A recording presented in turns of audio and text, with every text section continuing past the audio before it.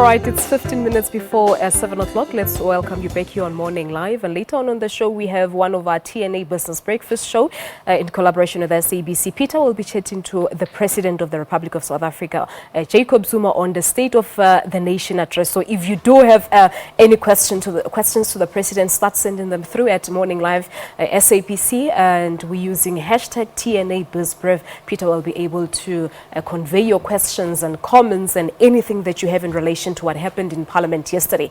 Talking about what happened in Parliament yesterday, there's been a lot of response to the scenes or chaotic scenes that we have seen in Parliament yesterday. And with me now in studio is Bishop Andile Hlatshwayo from the National People's Ambassador, just to get a perspective as to what the spiritual leaders are saying. What do they think, or where do they think South Africa is going in terms of what we have seen? Bishop, good morning to you and welcome to Morning Live. A very good morning to you and good morning to our viewers all over South Africa. Thank you so much for your time. Your immediate response to what we saw in Parliament yesterday. Yes, it's actually very much disappointing, and it's I call it an act of barbaric as well, which we as Christian leaders, spiritual leaders, should rise and protect the freedom of our country. Why do you think this is the right time to rise and protect it? Because this has been going on for the past 3 years. It's not something new that we saw. A lot of us were expecting to see the very same scenes. Within the system of the security, we have a very, very great cry, because we've engaged on this matter since last year, whereby we opened the case of a high treason.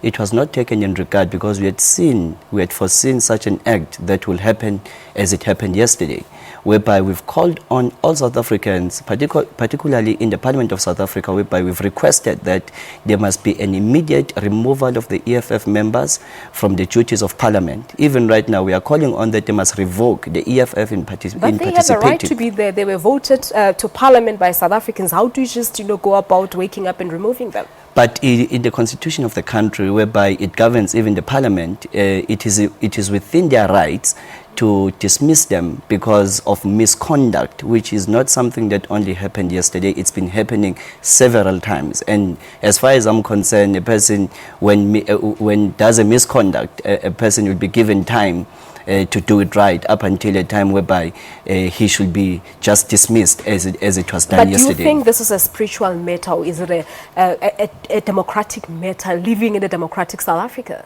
It does apply to both, but what makes it to be a democratic, it's also spiritual side of it, whereby we had seen that our government has actually is in a game of advocating Christian policies, which is something that should be governing our Parliament, something that should be governing our country. So you believe that's the point of departure? Absolutely. All right. Now, Bishop, I'm afraid that's where we're going to leave it due to time constraints, but thank you so much for coming. Thank you very much. Thank you very much indeed. There you have it. Bishop Andile Hlatshwayo, he is from the National People's Ambassadors, talking to us about what happened in Parliament yesterday and where do they stand as spiritual leaders. What do they think should be done in terms of avoiding what we saw last night? All right. Now it's back to Cape Town. That is where Vale and